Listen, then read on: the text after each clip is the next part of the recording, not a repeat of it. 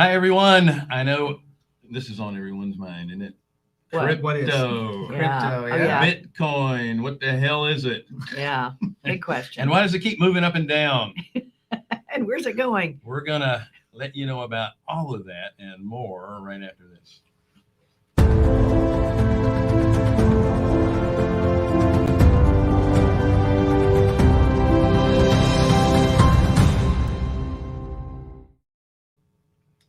Hi, everyone. Thanks again for joining us on the Real Estate Investor Show, Hard Money for Real Estate Investors. We are Carolina Capital Management. We are lenders in the Southeast for real estate investors.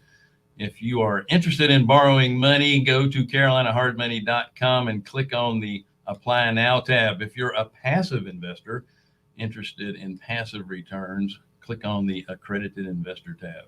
Don't forget to like, share, subscribe, hit the bell, and sign up with Wednesdays with Wendy.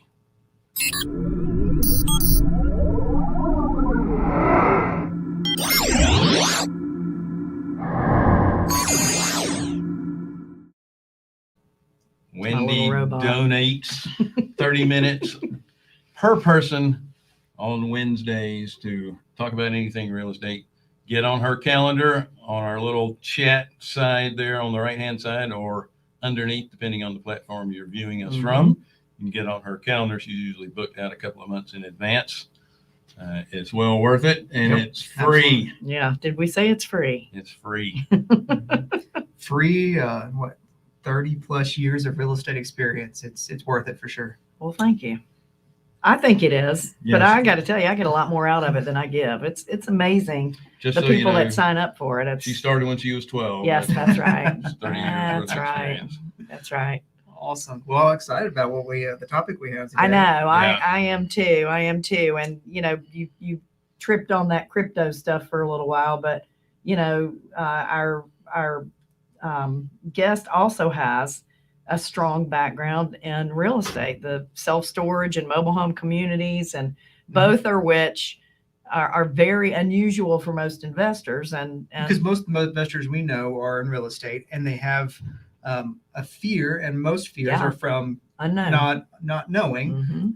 So I think it's a great segment to have Zach come on here and from the real estate side and how he got over into the crypto, and we can talk about all of it. I think it's great. Absolutely. Well, yeah, Zach is Zach Morrow. He's a seasoned real estate and cryptocurrency hedge fund manager. Is passionate about helping investors confidently invest in alternative assets like blockchain technology and cryptocurrency. He's also a Marine veteran. Yay! 5 years Thank active you, thank duty. you. Thank you for your service. Absolutely. And he is the VP of Investor Relations with Boron Capital's family of investment funds. Welcome to the show, Zach. Hey, Bill, Wendy, John, so glad to be here. And, Wendy, I actually started when I was 12 as well. So me and you have that in common. It's hard to be such a smart little kid, isn't it? Well, so difficult. All of us in the real estate space understand that building wealth over time is creating passive returns through assets, accumulating assets. And you can do that with real estate, and you can do that with crypto. And everybody's scared to death. Well, I don't say everybody. There's a lot of people, I'm one, old farts like us, that are afraid of crypto, mainly because most of us don't understand. We're still trying to figure out how to get our email addresses right. Kind of give us an overview, if you would. Yeah. So just kind of overall disclaimer. We still very much love real estate. Absolutely. And, we're 100% in alignment with you, Bill, on the fact that wealth is about asset accumulation and then allowing those assets to continue to work for you. And when we go back, we started 15 years ago. I didn't start the company. I joined it later. But our owner and CEO, Blake Templeton, started back in 2006 in real estate. And over the next few years, started how a lot of us started in real estate, which was in single family homes. And it was about compounding wealth, compounding cash, and then allowing that growth to then allow him to move into more assets. And so, really over the last 15, 16 years as a firm, we continue to ask the question, where can we gain quality assets that we believe we can reliably count on to produce a return for us over the coming years? And so I will tell you that we were not on the crypto train a few years back, right? Like many of you guys, and for a variety of reasons. And the number one would be that the infrastructure was not quite there. And for us, we have to be good stewards, because as fund managers, we have to ask the question, where can we protect and preserve people's wealth, but then also be able to provide them the growth that they want? And we didn't feel years back that these markets had the opportunity to do that at the time, right? And we weren't alone in that conviction, right? Ray Dalio, the largest hedge fund manager, pretty much in the world, said the same thing back in 2017. He said, it's a bubble. It's surely going to pop. In 2021, Ray agrees. He says, I'd rather own Bitcoin than a bond. And, so you can see the shift happening. The curiosity is continuing to grow. People are asking the question, like they see, a lot of action happening here. But when I say action, there's also a lot of volatility, which scares people.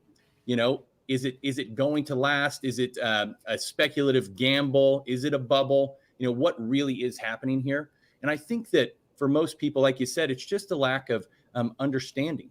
And so, I sat down with a gentleman. You talked about old farts. I sat down with a gentleman, 78 years old, and he's sharp as a whip. This guy is continuing to invest and build businesses. We were having lunch a couple of weeks ago, and we were sitting down, and he knows we're in crypto, and he continuously tells me, he's got an office close by us, and every time he sees me, Zach, I'm not quite there yet, and I'm like, okay, everybody's got to come in their own time. And whenever you were introducing me, you said investing confidently. Everybody has to invest with confidence. Don't get into anything before you understand what you're doing, why you're doing it, and your conviction behind us, right? Because then you'll be led to be driven by emotion. And we really want to be driven by data. But going back to that lunch, we sat down, and finally he just goes, can you just walk me through it? And I'm like, well, let's walk through it a little bit, and I'll walk you guys through it as well. And what we talked through was that blockchain technology, and Bill, this is something you shared, we agree with blockchain technology, we just don't get crypto. And really, crypto is an extension of the technology. And when we look at the space as a whole, we're looking at a technological space that's coming in and creating a safe, reliable, verifiable means of communication that undergirds really the internet and provides a digital age and digital network to be able to create that verifiable trust and exchange. And so inside this market, when people ask me, well, what is it? A lot of people think it's a currency that's trying to replace the dollar. And I would tell you that, while some people think, nobody's going to replace the dollar, and I'm in that camp, I don't think that these things are trying to replace the dollar. And that's the number one thing that I think to realize. It's not just a bunch of currency. It's just been labeled that. Really, you have Bitcoin that's a financial instrument, and I believe that the rest of them really are more like assets. And when I say asset, I mean you really have a business use. And then, of course, there's a whole portion of it that's just complete baloney. So that's to be known, right? So a lot of it's not going to work out, but you've got some really strong use cases out there, and getting clear on the use cases of how the world progresses digitally.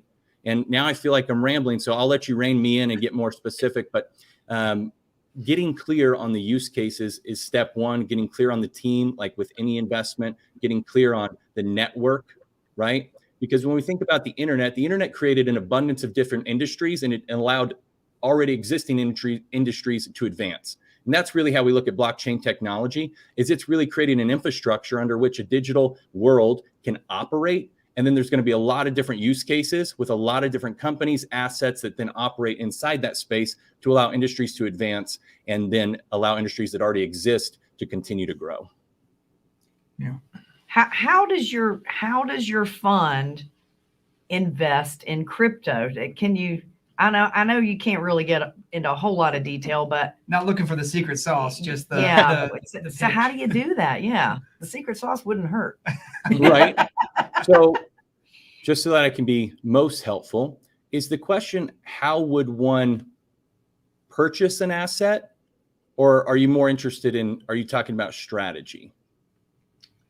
Yes. Both. Yes to all of it. Okay. So if you're investing in a particular coin, for example, you're talking about really an asset that you don't really know what the value is. Okay. When you're investing in the technology, that allows businesses to function, it's a little bit different. So what does your fund do? Or is it? Because I think, to build on that, like there's a lot of people, including myself, there's a lot of speculation based off of the asset, coin or whatever it is, the value. And then, that's why I don't invest in much in the real estate or not the real estate market, but the, Crypto. Not crypto. Blockchain. Stock market. Yeah, stock market. Wow, y'all are just going. That's why I don't invest in the stock market very much, is because there's a lot of, speculation from my perspective. And there can be.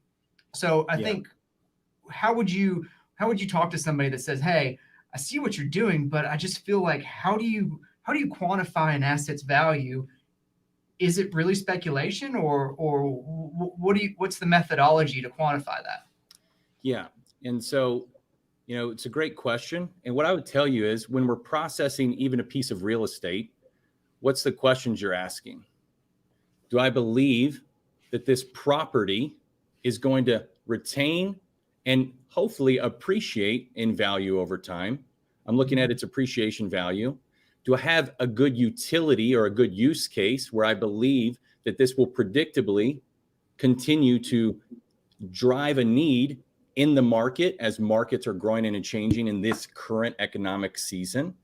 And then if I'm investing with someone else, I'm going to ask, do I believe that this team has the ability to operate with inside this asset class or to grow this business, right? Because self-storage, we talked about mobile home communities, both areas where we invest, there's a management and a business component to that.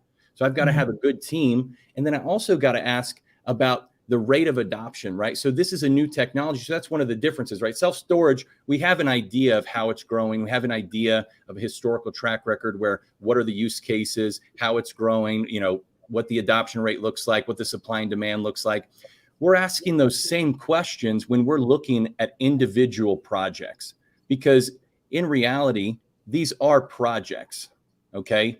Bitcoin itself is a decentralized ledger. So there's not one organizing body over it, but everything else inside that space is really created with an organized body. And that body or business has a specific use case it's looking to bring to the market. And then it has a team developing and growing it.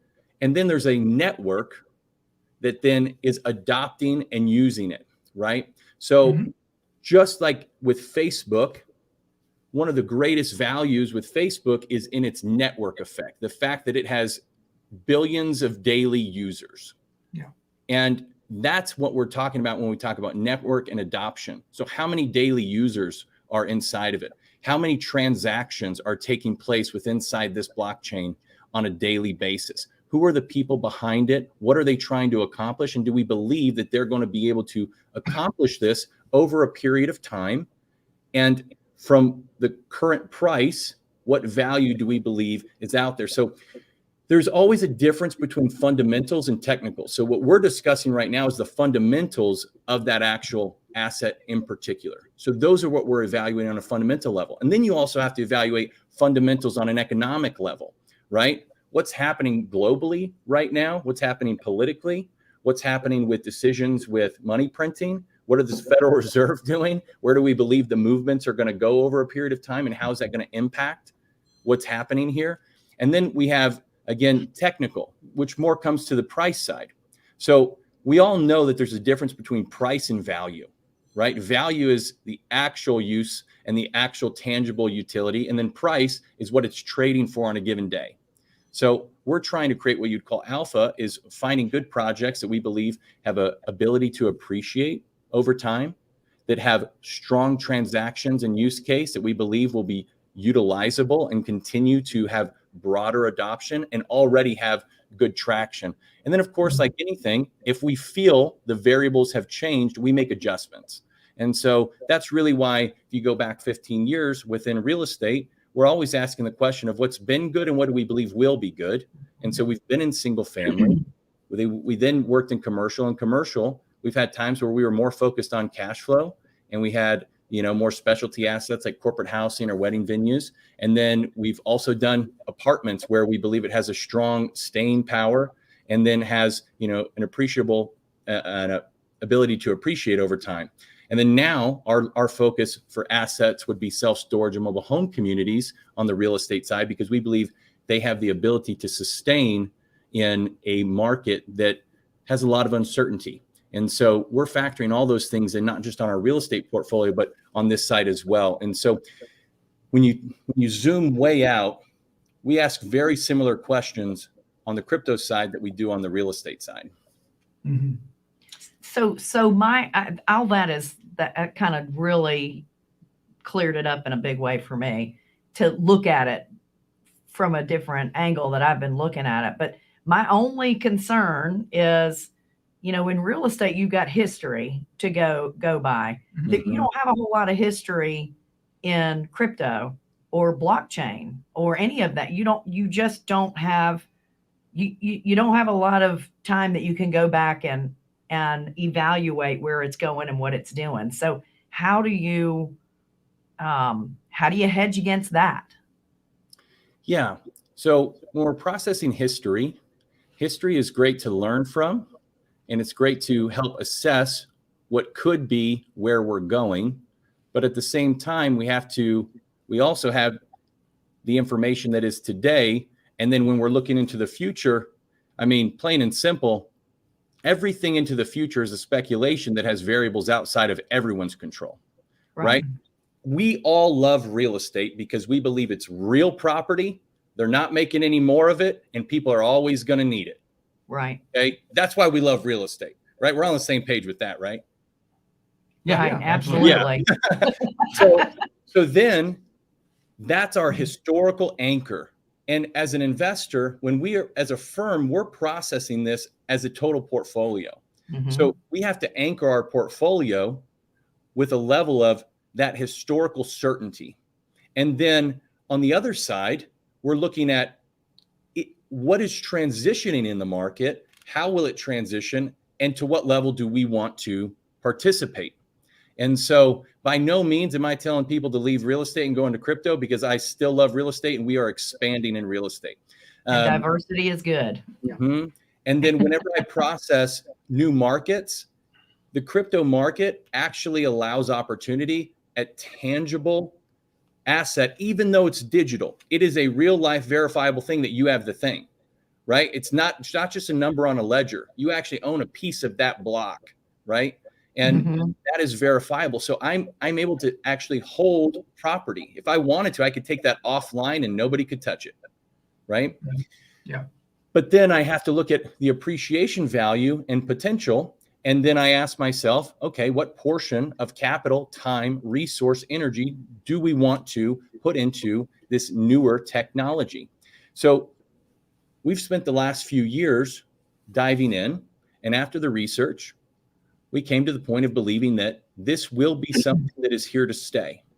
And if it is here to stay, to what level am I interested in participating? And then with that participation, I'm going to continue to learn and grow. And then my allocation will adjust accordingly. And so that's going to be different for each individual investor.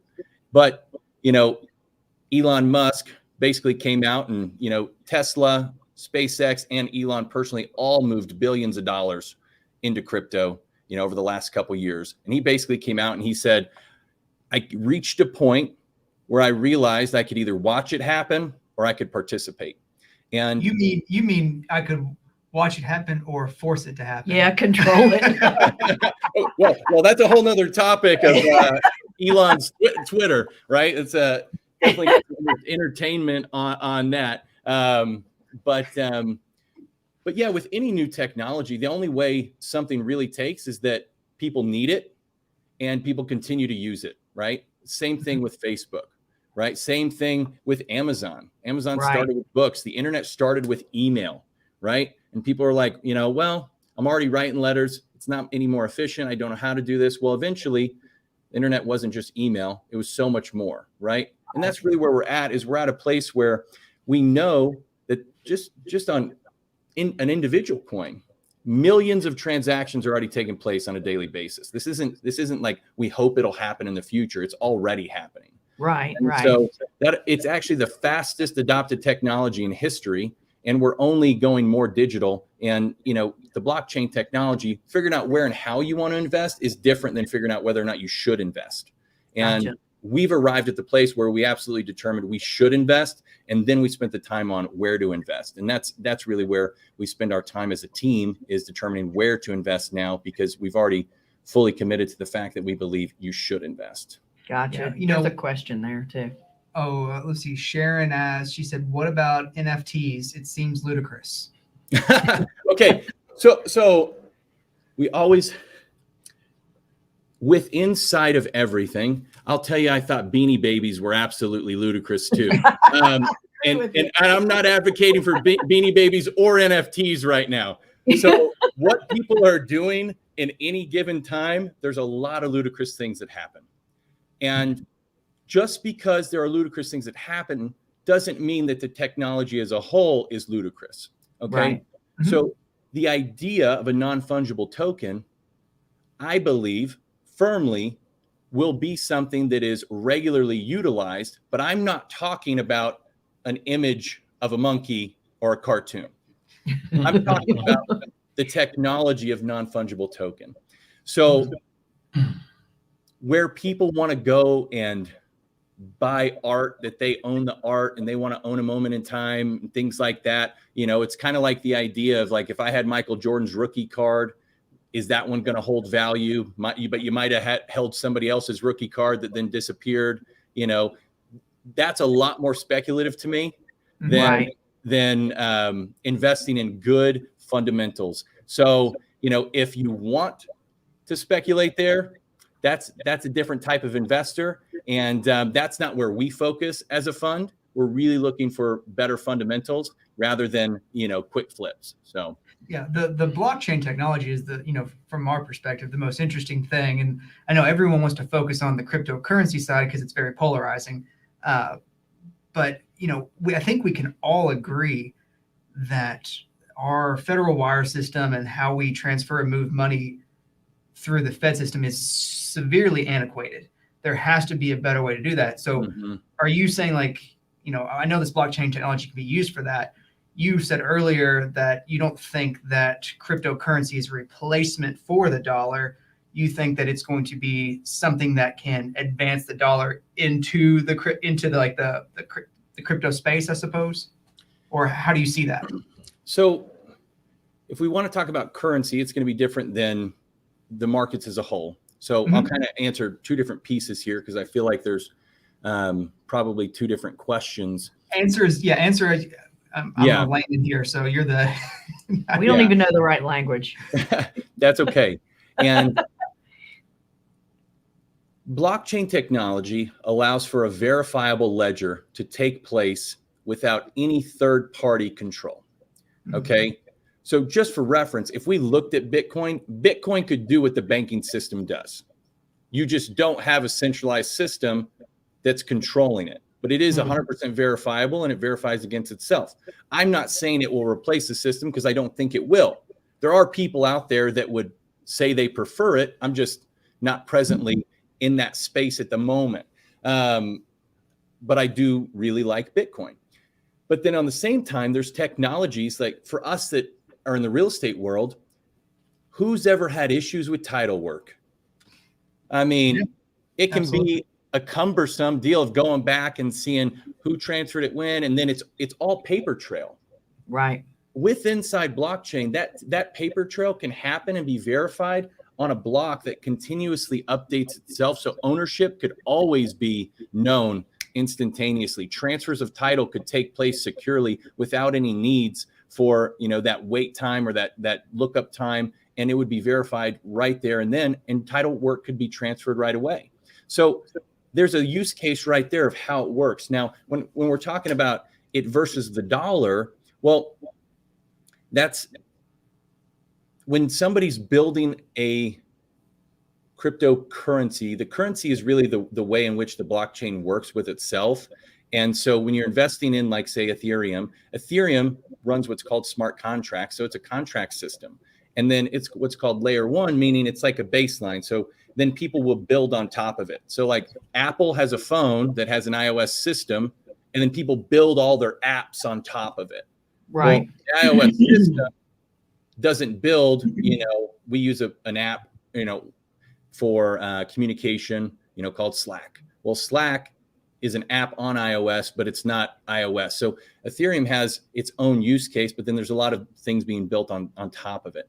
But inside the transactions, there's coins that exchange, and as it grows, if you're a holder of those coins, you can gain appreciation. There's also things you can do, like for all of us that love cash flow, you can actually utilize it very similar to real estate. Like, I own the property, it has an appreciable value, and then I can actually do things like stake it or lend it to then create more. I still own the thing, but then I can create more passive income off of it. So for all of our passive income investors, that's an option. And these things aren't revolutionary in the way they operate. That's similar to like what a bank does or what you guys do with your fund, right? Mm-hmm. So competing with the dollar, I don't think that that's actually what the vast majority of these things are trying to do. I really don't think any of them are. Bitcoin itself, I mean, a potential function would be more like what gold has served in the past as an actual anchor. You could denominate in Bitcoin, but then the currency could still be dollars, or you could denominate in something else. But what the Federal Reserve does as far as its choices, there's already talks about a US dollar coin and things like that. Something that I'm not in support of, but I think that the use of the technology and the currency, as far as how it operates, is one that all governments and globally will continue to be utilized. Very interesting. You've made it gel a lot more for me. I'm still not all there in my head, but you really have made it gel for me. Thank you. Yeah, and I don't think the central banks are going to give up control anyway. No, but I 100% agree with you. no, when you're in control, you don't want to give it up. The power most retains power. Pull away, I think, for me, is whether or not you like cryptocurrency or even blockchain technology, there is a way to invest smartly, because just like you said, as you build users, I mean, the value is built off of the number of users that are coming in. So if you can get in at the right time, do your underwriting as you all do so well, get in at the right time, have that appreciation come with the users, and then you can get out. You can still utilize this as an asset class to invest in without even, who cares if you think cryptocurrency is the future. It's a way to help you build wealth through diversification.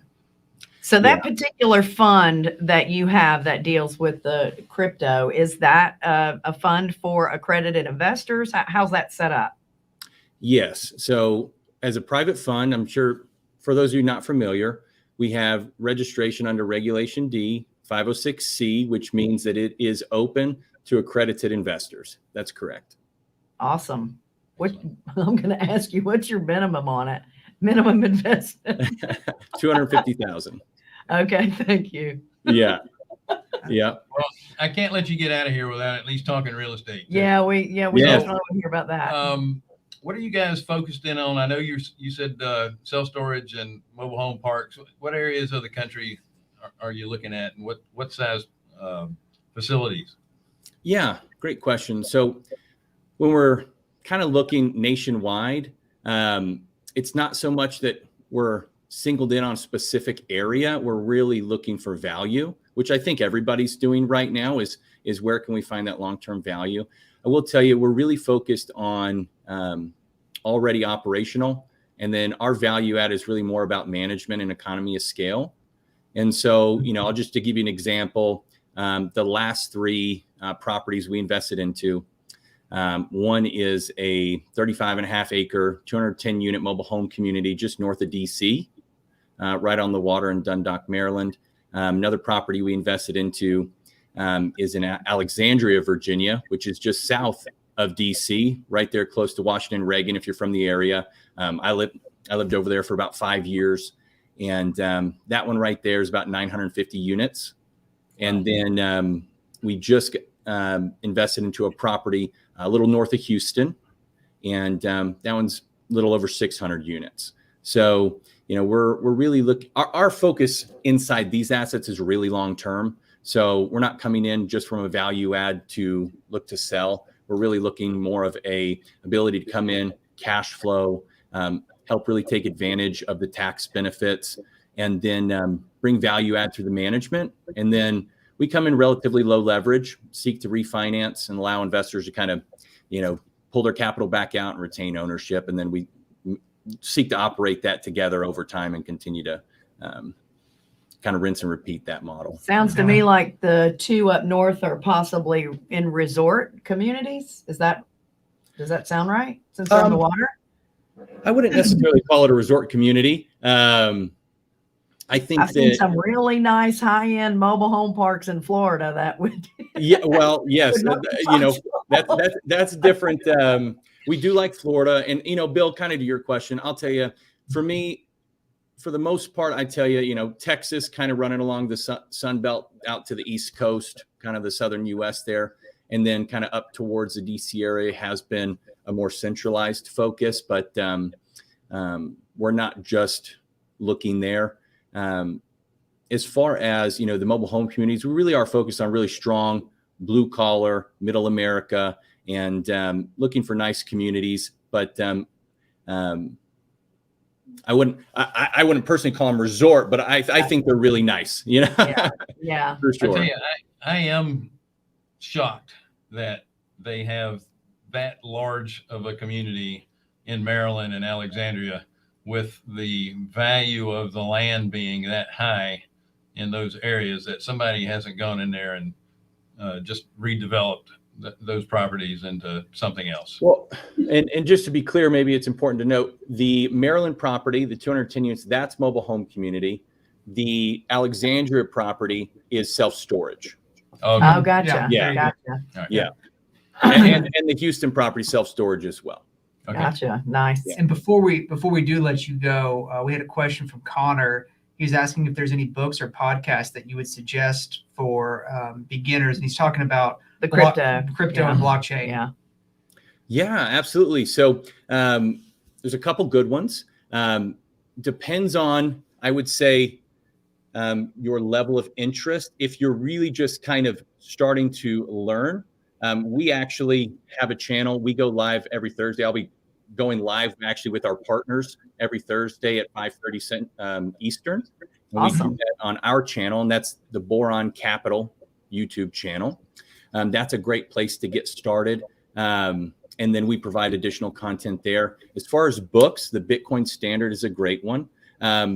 Also, I've had the pleasure of getting to know a couple great authors and people inside this space. Robert Breedlove, Jimmy Song, they wrote a book with a couple other people called Thank God for Bitcoin. It's a very interesting read that really tracks back. And I'll tell you, as a man of faith myself, this is one that really spoke to me.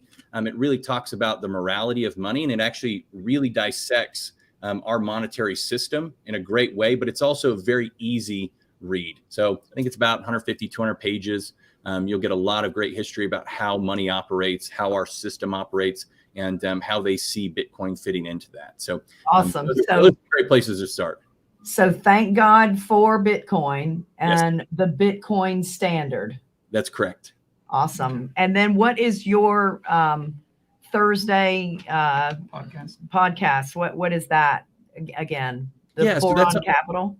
We do that on our YouTube channel, which is the Boron Capital, Boron Capital.